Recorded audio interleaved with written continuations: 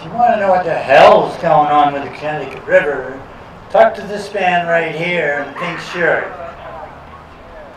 And if you want to know what the hell's going on with the Hoods in Shutesbury, go up to Trap Center table right there. And if you want to hear more from Tom, Nielsen, and Lynn, go up to the table right over there by the green Extinction Rebellion flag. That's speaking of the Connecticut River. You know there's fish ladders on the Connecticut River, where fish climb ladders. Clever humans, art and artifice, always an eye toward the mirror and inferior interiors, gold-like laminations, failed leagues of nations, and awkward creations like this and that, deadly vocations turning running rivers into sewers, power of vomit, anatomic, comic, mindless tears from the gallery, hoping for a higher salary in exchange for honesty and a place in peace with nature, or is that just nomenclature? All right, this one is not addressed to you, dear listeners. Roots and branches. I have an affinity for trees. I think a lot of us here do. We're talking about having an affinity for trees, and I do because it's in my heritage as a Saxon. My last name is Ogdon, which is about Ogdon, the people of the Vale of the Oaks. And this is Roots and Branches, and it's, like I said, not addressed to you guys.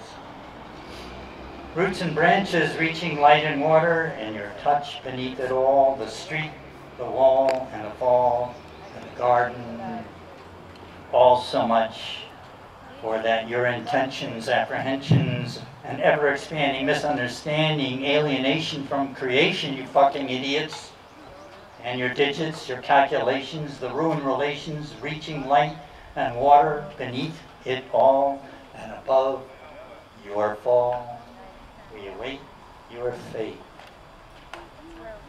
And like I said about the oaks from Ogdon, this was written after Department of Cut and Run decided to go into Wendell State Forest and take out 100-year-old oak trees. Remember these trees and our verities. Wielders of power, recall this hour and those who stood this ground a century. Actions of consequence, moments of reprehense when they fell out of time because of this crime. This great oak stand, this bleeding land shall not be forgotten. Winter is still followed by spring.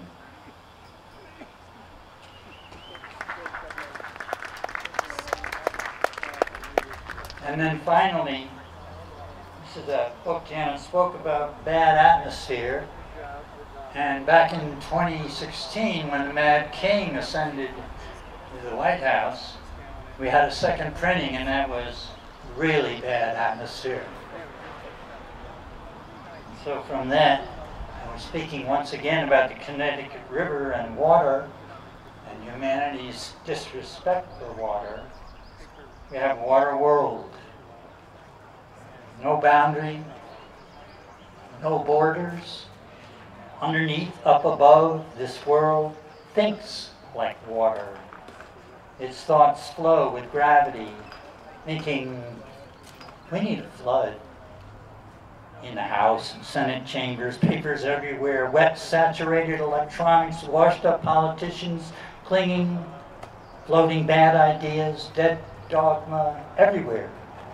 Choked cloakrooms, it was a swamp, after all, filled in by slaves with manure. Whatever was lying about, whatever, it's still down there. It's a fitting foundation for a nation. Fouling the nest, give it a rest.